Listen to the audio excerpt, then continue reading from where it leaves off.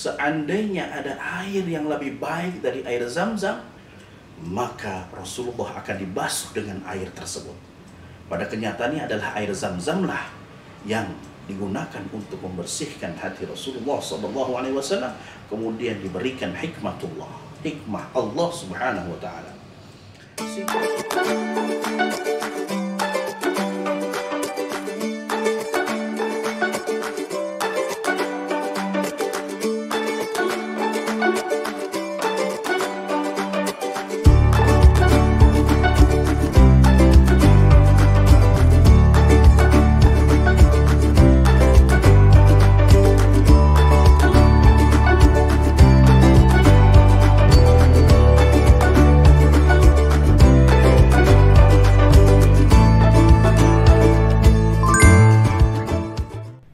Assalamualaikum warahmatullahi wabarakatuh. Bismillah walhamdulillah wal khairu wasyarru bimasyiatillah. Allahumma salli ala sayyidina Muhammad wa ala ali sayyidina Muhammad, amma ba'du. Para hadirin jamaah YouTubiyah yang dirahmati Allah, alhamdulillah, segala puji bagi Allah Subhanahu wa taala. Pada kali ini, atas izin dan nikmat dari Allah Subhanahu wa taala, kita diberikan kenikmatan Islam, diberikan kenikmatan iman yang merupakan sebaik-baiknya nikmat. Salawat serta salam marilah kita bacakan, kita lantunkan, kita limpahkan kepada baginda Nabi besar Muhammad sallallahu alaihi wasallam, kepada keluarganya, para ahlul bait, kepada para sahabatnya, kepada para pengikutnya, dan mudah-mudahan kita dan keluarga kita termasuk pengikutnya di dunia dan di akhirat. Hadirin para penonton yang dirahmati Allah,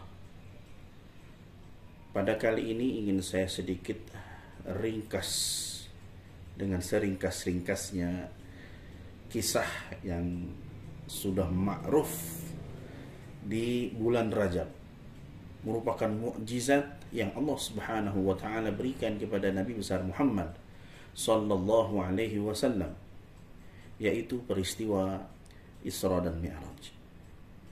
Allah Subhanahu wa taala berfirman, a'udzu billahi minasy syaithanir rajim, bismillahirrahmanirrahim, Subhanalladzi asra bi'abdihi laylan minal masjidil haram ilal masjidil aqsa alladzi barakna hawlahu linuriyahu min ayatina innahu huwas sami'ul basir. Yang artinya, Maha Suci Allah yang memperjalankan hambanya pada malam hari dari Masjidil Haram ke Masjidil Aqsa. Alladzi barakna hawlahu, yang kami berkahi di sekelilingnya, linuriyahu min ayatina, agar kami perlihatkan tanda-tanda kebesaran kami, innahu huwas sami'ul basir, sesungguhnya dia maha mendengar lagi maha melihat. Hadirin jamaah ini muliakan Allah, peristiwa Isra dan Mi'raj merupakan suatu kisah yang diabadikan dalam Al-Quran, yang Allah Subhanahu wa ta'ala berikan keistimewaan yang tidak diberikan kepada sebelum-sebelumnya.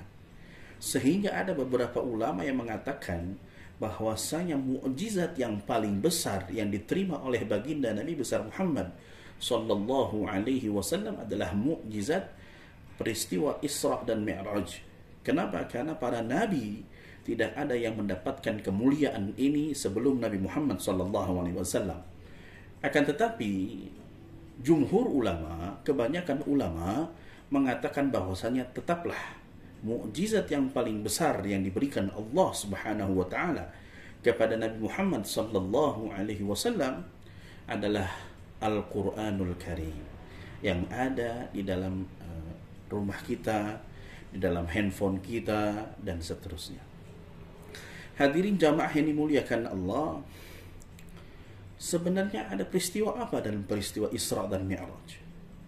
Sebelum saya sampaikan tentang sejarah sangat singkat Isra dan Mi'rajnya Rasulullah sallallahu alaihi wasallam, insyaallah akan saya kutip dalam kitab Fiqhus Sirah An-Nabawiyah yang dikarang oleh Dr. Muhammad Sa'id Ramadan Al-Buti, yang kemudian juga saya ringkas dalam kitab Tafsir Al-Qurtubi surat Al-Isra.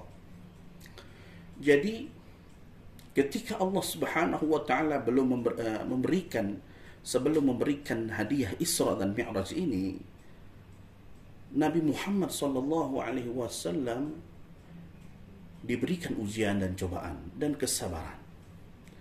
Peristiwa Isra dan Mi'raj sebelumnya, di mana Nabi Muhammad sallallahu alaihi wasallam ditinggal wafat oleh dua orang yang ia kasihi, yaitu pamannya Abu Thalib dan istrinya Siti Khadijah atau Sayyidatuna Khadijah. Setelah itu, setelah mendapati daripada ditinggal wafatnya oleh kedua orang yang sangat ia cintai, yang sering membelanya, menopangnya dalam segala macam ujian cobaan, kemudian terlintaslah oleh baginda Rasulullah sallallahu alaihi wasallam untuk berdakwah. Karena sudah bertahun-tahun Nabi Muhammad sallallahu alaihi wasallam menyampaikan dakwah Islam, tapi rupa-rupanya apa yang dihadapi, yang menerima daripada dakwah Nabi Muhammad sallallahu alaihi wasallam tidaklah banyak pengikutnya atau yang signifikan. Maka Rasulullah mencoba untuk berhijrah. Hijrah pertama yang dilakukan oleh Rasulullah sallallahu alaihi wasallam adalah hijrah yang ke Taif. Hijrahnya beliau ke Taif. Ketika hijrahnya beliau ke Taif, sebagaimana yang masyhur, beliau berjalan yang luar biasa perjalanannya, menahan teriknya panas matahari. Ketika sudah sampai di sana, bukannya mereka mendengarkan, menyambut Rasulullah sallallahu alaihi wasallam dalam dakwahnya, akan tetapi ketika Rasulullah sallallahu alaihi wasallam menyampaikan dakwahnya, mereka sambut dengan sambitan batu sehingga Rasulullah sallallahu alaihi wasallam pun sempat terluka dan berdarah. Kemudian singkat cerita, Rasulullah sallallahu alaihi wasallam kembali ke Mekah. Itu pun sebagaimana dalam kitab Fiqhus Sirah, Rasulullah sendiri cukup kesulitan untuk memasuki kota Mekah, sehingga dalam beberapa hari, ada yang mengatakan beberapa minggu, akhirnya Rasulullah punya perjanjian, akhirnya bisalah beliau kembali masuk ke kota Mekah. Melihat dua cobaan ini, ujian yang Allah Subhanahu wa taala berikan kepada Nabi Muhammad sallallahu alaihi wasallam, maka Allah Subhanahu wa taala, sebagaimana yang sudah masyhur, pada tanggal 27 Rajab, Allah Subhanahu wa taala isra'kan beliau. Malaikat kemudian mendatangi Rasulullah sallallahu alaihi wasallam. Kemudian Rasulullah dibawa, kemudian diletakkan di samping sumur Zamzam. Kemudian dikatakan bahwasanya dadanya Rasulullah sallallahu alaihi wasallam dibelah, kemudian dibersihkan dan diisi dengan hikmah yang luar biasa, hikmatullah. Kemudian setelah itu, Bapak hadirin sekalian, jamaah yang dihormati Allah, malaikat Jibril mencuci hati jantungnya Rasulullah sallallahu alaihi wasallam dengan air Zamzam.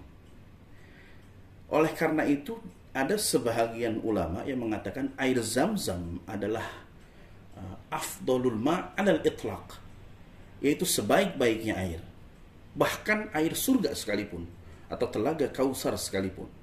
Kenapa mengatakan air Zamzam lebih baik daripada air surga yang lain misalkan? Karena mereka berpendapat, sebagaimana dalam kitab Hasyiah Al-Baijuri dalam mensyarahkan Fathul Qarib, bahwasanya seandainya ada air yang lebih baik dari air Zamzam, maka Rasulullah akan dibasuh dengan air tersebut.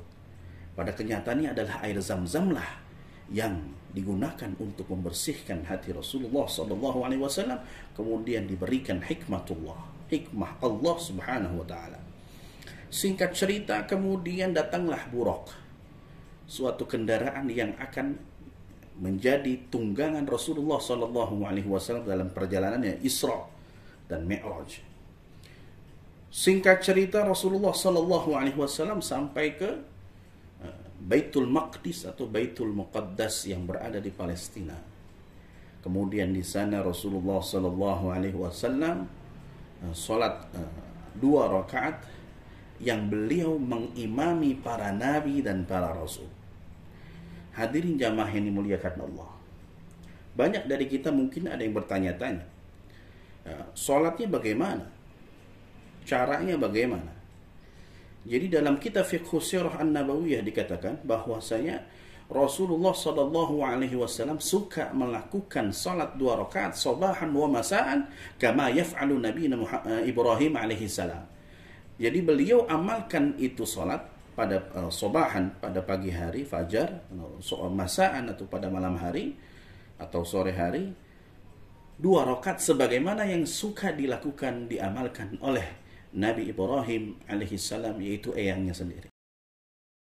Kemudian ketika Rasulullah sallallahu alaihi wasallam selesai salat, kemudian datanglah malaikat Jibril dengan membawa 2 bejana. Yang satu berisi laban, susu, yang satu berisi khamar atau minuman keras. Disajikan dan Nabi diminta untuk memilih. Fakhtara Nabi fakhtarahu al-laban. Kemudian Rasulullah sallallahu alaihi wasallam memilih laban. Apa kata Jibril alaihi salam? Beliau mengatakan, sesungguhnya engkau telah memilih yang fitrah. Kemudian hadirin jamaah ini muliakan Allah, kemudian Nabi Muhammad pun akhirnya Mi'raj ke langit pertama, langit kedua, sampai ke Sidratul Muntaha. Kemudian Allah Subhanahu wa taala wahyukan, berikan hadiah berupa salat yang sekarang kita amalkan, kita lakukan, kita laksanakan setiap hari 5 kali. Dengan cerita yang masyhur bahwasanya ketika itu Rasulullah disempat dinasihati oleh Nabi Musa alaihi salam bahwasanya umatnya nggak akan sanggup untuk melaksanakan ketika pertama kali mewahyukan salat adalah 50 kali. Kemudian akhirnya Rasulullah pun mendapatkan perintah sampai 5 waktu salat, yaitu subuh, zuhur, asar, maghrib, dan isya. Kemudian Rasulullah sallallahu alaihi wasallam pun turun kembali ke di tempat rumah beliau. Keesokan harinya Rasulullah sallallahu alaihi wasallam tidak sabar untuk menyampaikan kepada masyarakat kaum musyrikin ketika itu. Lalu beliau sampaikanlah apa yang beliau alami pada malam harinya tentang peristiwa Isra dan Mi'raj. Apa yang dilakukan oleh orang-orang kafir Quraisy ketika itu, orang-orang musyrikin. Mereka mentertawakan Nabi dan mereka yatanaqaluna, menyebarkan berita ini bukan untuk membantu tentang peristiwa Isra dan Mi'raj, tapi untuk mengejek mereka orang-orang muslim yang memeluk agama Islam dan cinta kepada Nabi Muhammad SAW. Mereka mengejek nabinya melakukan perjalanan yang mustahil. Hingga ada salah satu sebahagian dari mereka yatahaddah, mereka menantang Rasulullah SAW untuk memberikan gambaran seperti apa bentuk Baitul Maqdis. Hadirin jamaah ini muliakan Allah. Dalam kitab tersebut dikatakan la yakhtur fi bali. Jadi Rasulullah nggak terpikir sama sekali bentuknya seperti apa, jumlah jendelanya berapa, menaranya seperti apa, kubahnya bentuknya, besarnya, diameternya berapa. Nggak terbayang oleh Rasulullah SAW untuk menghafalkan itu semua. Akan tetapi salah satu daripada mukjizat yang Allah Subhanahu wa taala berikan kepada Nabi Muhammad SAW adalah Allah perlihatkan surah Baitul Maqdis baina ainai. Allah perlihatkan Baitul Maqdis, Masjidil Aqsa, di antara kedua matanya dengan jelas. Setiap orang-orang yang bertanya menjelaskan sifat-sifat tentang Baitul Maqdis, Rasulullah Shallallahu Alaihi Wasallam jawab sesuai dengan gambaran yang Allah Subhanahu Wa Taala berikan. Ya, kalau mungkin seperti zaman sekarang, mungkin seperti kayak infocus gitu. Jadi dia bisa menjawab. Setelah itu semuanya terdiam. Kenapa? Mereka sudah seolah-olah menyadari apa yang dikatakan oleh Rasulullah Sallallahu Alaihi Wasallam adalah benar adanya. Hadirin jamaah yang dimuliakan Allah. Pada pagi hari itu pula Rasulullah Sallallahu Alaihi Wasallam didatangi malaikat Jibril. Kemudian malaikat Jibril mengajarkan tentang kaifiyah, tata cara sholat dan juga waktu-waktu sholat kapan saja. Oleh karena itu, dari situlah salah satu daripada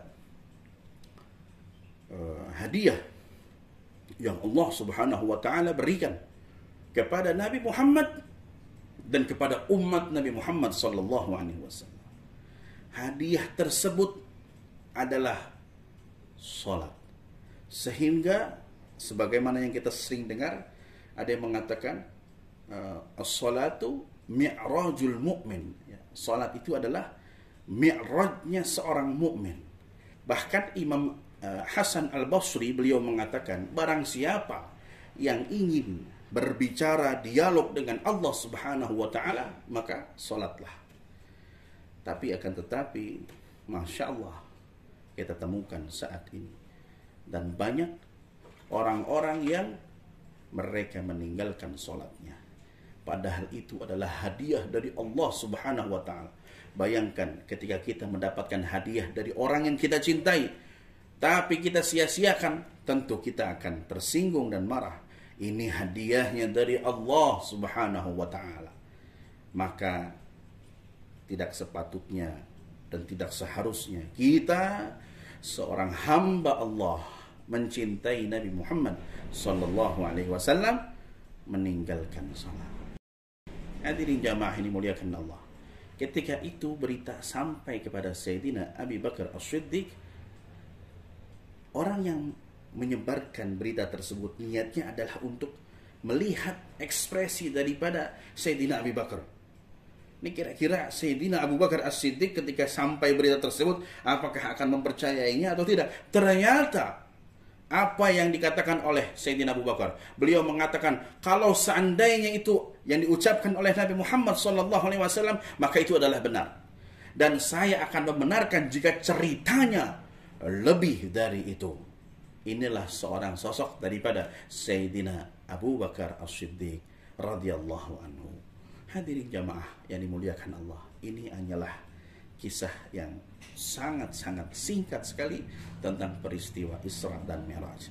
Mudah-mudahan pertemuan kita kali ini memberikan manfaat dan menambah wawasan ilmu kita. Dari saya mohon maaf apabila ada kesalahan di sana sini. Billahi taufiq wal hidayah wal ridha wal inayah. Assalamualaikum warahmatullahi wabarakatuh.